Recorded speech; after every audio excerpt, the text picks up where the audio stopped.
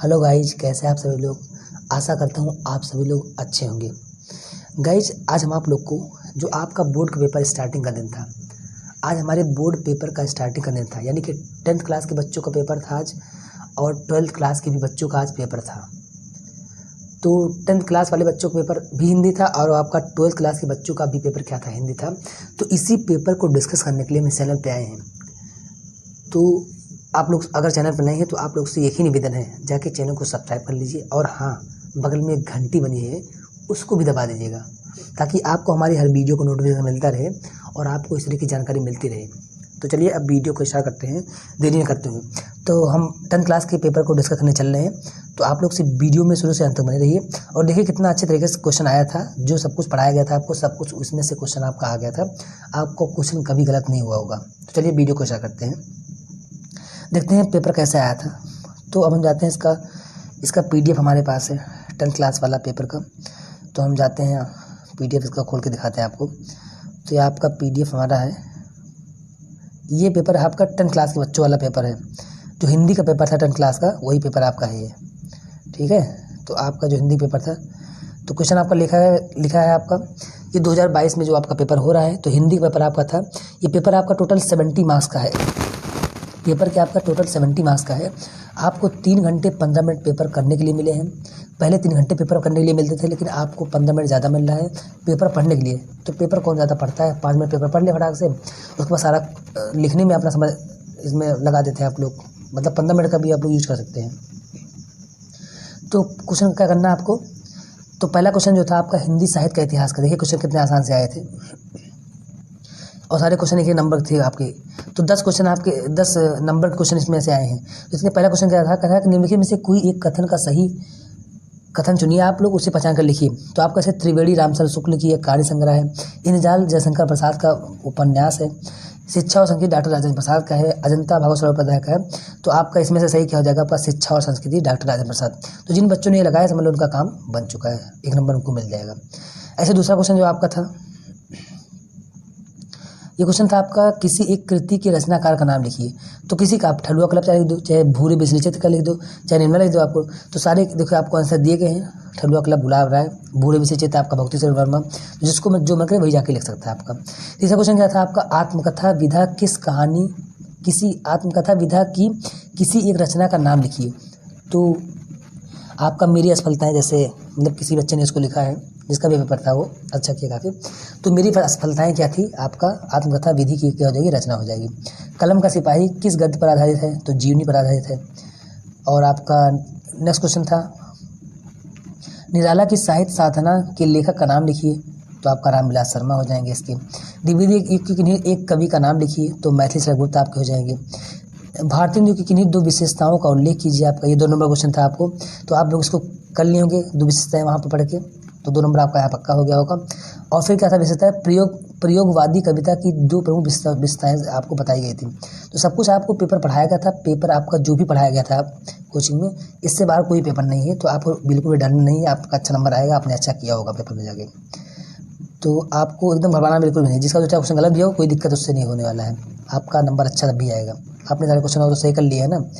और जैसे कहा प्रयोगवादी कविता की 2 प्रमुख विशेषताओं को लेकर, ये भी 2 नंबर था आपका था। तो आप लोग कर लिए होंगे इस तरीके। अब हम आते हैं क्वेश्चन नंबर 3 पे, यानी कि हिंदी साहित्य के इतिहास में आपका 2 पार्ट का क्वेश्चन था, ठीक है। आपका क्वेश्चन नंबर 3 पे आते हैं हम लोग। इसमें क्या करना है आपको, एक गद्यांशों में से किसी एक गद्यांश, मतलब आपको का और खा का 2 गद्यांश दिया गया होगा और उस गद्यांश पे आपके 3 क्वेश्चन आधारित हैं। तो पहला क्वेश्चन आपका, आप लोग चाहे का करो चाहे खा करो, आपका ये क्वेश्चन 6 नंबर का था शायद। देखो 2 प्लस 2, हाँ 6 नंबर का था आपका क्वेश्चन ये। तो इसमें आप लोग एक गद्यांश को पढ़िए और उससे रिलेटेड क्वेश्चन का आंसर दीजिए। तो पहला आपका क्वेश्चन क्या था इसमें, उपरोक्त गद्यांश का संदर्भ लिखिए। तो संदर्भ लिख सकते हैं। तो संदर्भ में आपको क्या चाहिए, आपको पाठ का नाम पता होना चाहिए और उसके लेखक का नाम पता होना चाहिए। तो आप लोग संदर्भ लिख सकते हैं। फिर है गद्यांश के रेखांकित अंश की व्याख्या कीजिए। तो जहाँ पे रेखांकित मतलब जहाँ पे लाइन खींची गई है जिस शब्द के नीचे, मतलब जिस लाइन के नीचे आपका जो गद्यांश दिया गया, आपका जो लाइन खींची गई उसी से आपको आंसर देना था पहली बात। तो पहली बात एक चीज़ मैं आपको ज़िंदगी के लिए बता देना चाहता हूँ कि जब भी कोई आपको अनसीन पैसेज आए, उससे कोई क्वेश्चन रिलेटेड हो, तो आपको उसी अनसीन पैसेज के अकॉर्डिंग उसका आंसर देना है, ना कि अपना बुद्धि लगा के उसमें आंसर देना है। तो आप लोग ज़िंदगी में ध्यान दीजिएगा, कभी अनसीन पैसेज जो भी क्वेश्चन आता है, मतलब पैराग्राफ से जो भी क्वेश्चन आते हैं उससे जो रिलेटेड क्वेश्चन पूछे रहते हैं, तो हमेशा आपको उसी पैरा से आंसर देना है, ना कि अपने मन से कभी। अगर आपने अपना दिमाग उसमें खपाया, अपने मन से आंसर देना शुरू कर दिया, तो सब लोग आपका गलत हो जाएगा, आप 0 नंबर वहाँ पे पाएंगे। तो ध्यान दीजिएगा आप लोग पहले कि अनसीन पैसेज जो भी क्वेश्चन आए तो वो क्वेश्चन उसी पैराग्राफ से आपको आंसर देना है, ये आप लोग ध्यान से नोट कर लीजिए बात। तो तीसरा क्वेश्चन क्या था, हमें अपने मित्रों से क्या आशा करनी चाहिए। अब ये मत सोचो कि हमें अपने मित्रों से क्या आशा करनी चाहिए, आप लोग अपने मित्र के बारे में सोचने लगो, उसके में लिखने चको, हम ये आशा करते हैं, हम वो आशा करते थे, तो उसको आप लोग नहीं लिखना पड़ेगा। तो इस पैरा के अकॉर्डिंग आपको आंसर देना है, ये बात ध्यान दीजिए। तो जो भी बच्चे का पेपर था वो कर चुका होगा इसको, तो जिसका मतलब वो खा भी कर सकता था, इसमें भी क्वेश्चन आपको दिया, इसमें व्याख्या करनी थी आपको। तो आप लोग को सिर्फ इसमें जानना है कि ये जो है चैप्टर जो है किस चैप्टर से आधारित है और इसके राइटर कौन है, बस। तो आपका क्वेश्चन नंबर 3 भी हो चुका। अब हम लोग आते हैं क्वेश्चन नंबर 4 पे। कह रहा है एक पद्यांश, जैसे गद्यांश में आपका क्वेश्चन था व्याख्या करनी थी संदर्भ सहित, वैसे आपका पद्यांश में भी क्वेश्चन आ गया। जैसे उधो मोहि ब्रज बिसरत नहीं, इसमें अभी आपको क्या चाहिए, चैप्टर का नाम पता होना चाहिए। तो चाहे आपको कोई एक करना आपको इसमें से, ये भी 6 नंबर का था आपका, कोई एक करना था आपका। चौथे में से चाहे आप का करो चाहे खा करो, कोई दिक्कत नहीं आपको। तो इसमें आपका उधो मन ब्रज बिसरत नहीं वाला क्वेश्चन था आपका, इसमें आपको चैप्टर नाम पता होना चाहिए पहली बात, तो वो कर सकते हैं। इसमें कह रहा कि पद्यांश की संदर्भ सहित व्याख्या कीजिए, तो आप लोग वहाँ पे संकेत लिखिए, फिर क्या लिखिए आप लोग, संदर्भ लिखिए। संदर्भ लिए आपको क्या चाहिए, चैप्टर का नाम पता होना चाहिए और राइटर का नाम पता होना चाहिए, संदर्भ आपका हो जाएगा। फिर प्रसंग लिखिए इसमें, फिर व्याख्या करिए। तो जो लोग इतना बच्चे ये होंगे उसका काम बन गया होगा। अब क्वेश्चन नंबर हम लोग 5 पे आते हैं। करण निम्नलिखित लेखों में से किसी एक लेखक का जीवन परिचय दीजिए। तो आप किसी भी लिख सकते हैं, जैसे हमने बताया था कोचिंग में रामचंद्र शुक्ल का, जनसंख्या प्रसाद का, इसमें से आपका वैसे आ जाएगा। देखो क्वेश्चन आपका दोनों आ गया इसमें से, तो किसी का आप कर सकते हैं। ये भी आपका 3 नंबर था, तो आप लोग अगर एक पेज में कर लिए होंगे तभी आपका काम बन जाएगा इसमें। और क्वेश्चन नंबर जो खा था आपका, इसमें भी आपका ये पद्य का था, तो इसमें से आप हमने तुलसीदास का बताया था, तुलसीदास को आपका आ गया, मतलब तुलसीदास का जो बताया गया था सब कुछ आ चुका है उसमें। तो इसको भी आप लोग कर लिए होंगे तुलसीदास। तो इन दोनों में से कोई एक करना था, मतलब 5वें काम में कोई एक करना था आपको, 5वें खा में कोई करना था। अगर आप लोग एक ही पेज भी कर लिए होंगे तो आपका काम बन गया होगा। क्वेश्चन नंबर 6 जो था आपका संस्कृत का दिया गया, ये भी आपका 4 नंबर का है। तो संस्कृत में क्या करना है, संस्कृत गद्यांश का संदर्भ सहित व्याख्या कीजिए। तो इसका भी संदर्भ लिखना था। संदर्भ लिए आपको क्या चाहिए, पहली बात पाठ का नाम पता होना चाहिए और उसके जो राइटर है उसका नाम पता होना चाहिए। संदर्भ आप लोग करिए, यहाँ पे व्याख्या कर दिए फटाक से, यहाँ पे संकेत आप लोग लिख सकते हैं, कोई दिक्कत नहीं होगी। तो चाहे आप लोग अथवा रखिए, ये क्वेश्चन कर सकते हैं जो कविता दी गई थी, छोटा क्वेश्चन आपका हो जाएगा। क्वेश्चन नंबर 7 क्या कह रहा है आपका, कह रहा अपनी पाठ्य पुस्तक से कंठस्थ कोई एक श्लोक का नाम लिखिए जो इस पद में ना आया हो। इसमें कौन सा ही वाला आया है, पहली बात तो इसको नहीं लिखना। तो 4 लाइन का आप लोग कविता भी लिख चुके होंगे, जो कि आपका 2 नंबर था, ये भी आपका काम बन जाएगा। अब इसके हम लोग 7वें पार्ट के खा नंबर पे आते हैं। प्रश्नों में से किन्हीं 2 प्रश्नों के उत्तर संस्कृत में लिखिए पहली बात तो वाराणसी नगरी कस्य कुले स्थित है, तो आप लोग 2 क्वेश्चन कर चुके होंगे, आपका पेपर अच्छा गया होगा। क्वेश्चन नंबर 8 जो था आपका करुड़ रस अथवा हास रस की परिभाषा, तो दोनों में से कोई एक आपको करना था, करुड़ रस पढ़िए या तो फिर हास रस पढ़िए। तो आशा करता हूँ आप लोग अपने अकॉर्डिंग जो भी आपको बता रहा होगा आप लोग उसका आंसर कर चुके होंगे, परिभाषा लिखे होंगे, उसका उदाहरण भी लिखे होंगे। ऐसे आपका उपमा अलंकार या फिर उत्प्रेक्षण अलंकार का उदाहरण से परिभाषा दीजिए, तो परिभाषा लिख दिए होंगे जो आपको याद रहा होगा उस समय, और आप लोग एग्जाम्पल भी लिख दिए होंगे। क्वेश्चन आपका क्या था, सोठा अथवा रोला का, तो सब लोग सोठा लिखे होंगे क्योंकि रोला आपका थोड़ा लंबा पड़ जाता है, तो उसका एग्जाम्पल लिखे होंगे आप लोग, उसका परिभाषा भी लिखे होंगे, क्या कैसे मात्राएं होती है उसमें। और क्वेश्चन नंबर हम 9 पे आते हैं। कह रहा है किन्हीं 3 की मेल से एक शब्द बनाइए। तो आप लोग चाहे आग का शब्द का लगाइए, आग से कोई शब्द बना लीजिए, जैसे अहम, ठीक है, आगमन हो गया इस तरीके से, तो अधि हो गया, अधिवक्ता हो गया, इस तरीके से सब कुछ शब्द बना सकते हैं पहली बात तो कह रहा है किसी आपको कह रहा है कि 3 की, तो इसमें आपको 6 दिए गए थे, 6 में से आपको 3 ही करना था, ज़्यादा आपको बिल्कुल ही नहीं करना क्योंकि उससे ज़्यादा आपको कोई फायदा नहीं होगा। ऐसे क्वेश्चन नंबर आपका खा हुआ था इसमें, तो किन्हीं 2 प्रत्ययों का प्रयोग करिए, वाह वट, इस तरीके से आई, लिखाई, पढ़ाई, वही सब कुछ भी कर सकते हैं आप, किसी 2 का करना आपको, ज़्यादा नहीं।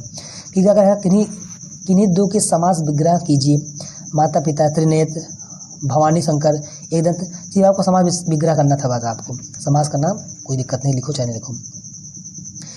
निम्न में से किन्हीं 2 के तत्सम रूप लिखिए, कान, महुआ, हाथ, तत्सम का, ठीक है, ये भी कर लिया होगा क्वेश्चन आपका। क्वेश्चन नंबर 9 जो था आपका, क्वेश्चन नंबर जो था इसका अंगा वाला पार्ट जो था, किन्हीं 2 शब्दों के 2 पर्यायवाची लिखिए, तो पर्यायवाची लिख दिए होंगे पहले, चंद्रमा जो भी मन करा होगा आपका। क्वेश्चन नंबर 10 पे आते हैं हम लोग, किन्हीं 2 का संधि विच्छेद कीजिए और संधि का नाम लिखिए। संधि विच्छेद तो पहले हुआ है, आपको संधि को जोड़ के एक संधि बनाना है, मतलब शब्द बनाना है और संधि का नाम लिखना है। तो आप में सिलेबस में सिर्फ आपका एक ही संधि था, एड़ संधि था, तो आप लोग ले गए होंगे इसमें क्वेश्चन आपका।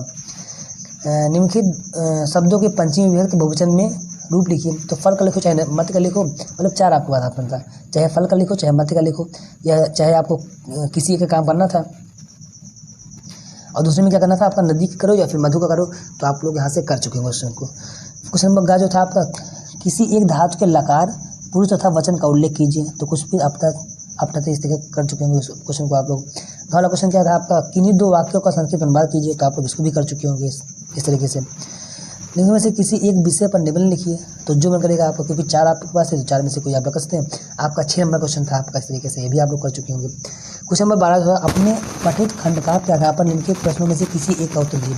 तो भैया जो बच्चे अपने अपने डिस्ट्रिक्ट में जो भी उनका फेमस रहा होगा, कहीं की मुक्ति होगा, कहीं की अगर पूजा होगा, कहीं की कर्म ये भरत होगा, तो अपने डिस्ट्रिक्ट में अपने टीचर बताए होंगे वहाँ पे, तो आपको वही करना था। उसमें आप लोग कर चुके हैं, हमें पता है गलत आपको कोई भी नहीं कर सकते हैं, क्योंकि आपको ये नाटक पढ़ने में लिखने में मज़ा आता है इसको। क्वेश्चन नंबर आपका इसको 12 कर चुके होंगे, और क्वेश्चन नंबर 12 करने के बाद आपका पेपर फिनिश हो चुका होगा। तो गाइज ये पेपर आपका था 10th क्लास का पहली बात तो आशा करता हूँ आप लोग इस पेपर को अच्छे तरीके से किए होंगे और आपका अच्छा नंबर आएगा इसमें। तो पहली बात तो हमारी तरफ से आप लोग को क्या कहते हैं, बहुत बहुत बधाई, जो आप लोग अच्छा पेपर करके आए हैं, आप लोग का अच्छा नंबर आएगा। तो गाइज इसी तरीके से वीडियो को देखने के लिए आप लोग किसी भी बोर्ड एग्ज़ाम का पेपर आपका हो तो मैं इस पर डिस्कस करवाता हूँ आपको। यहाँ पे हम मैथ भी पढ़ाते हैं इस चैनल पे, तो आप लोग जाके अगर नए हैं तो चैनल को जाके सब्सक्राइब कर लीजिए और बेल आइकन को दबा दीजिएगा, और इस वीडियो को अपने दोस्तों के पास जरूर शेयर करिएगा ताकि उनका भी भला हो सके, पेपर को देख सके वो। इस तरीके से आपका पेपर हो जाएगा ये। चलिए वीडियो को समाप्त करते हैं। Thank you. जय हिंद, जय भारत।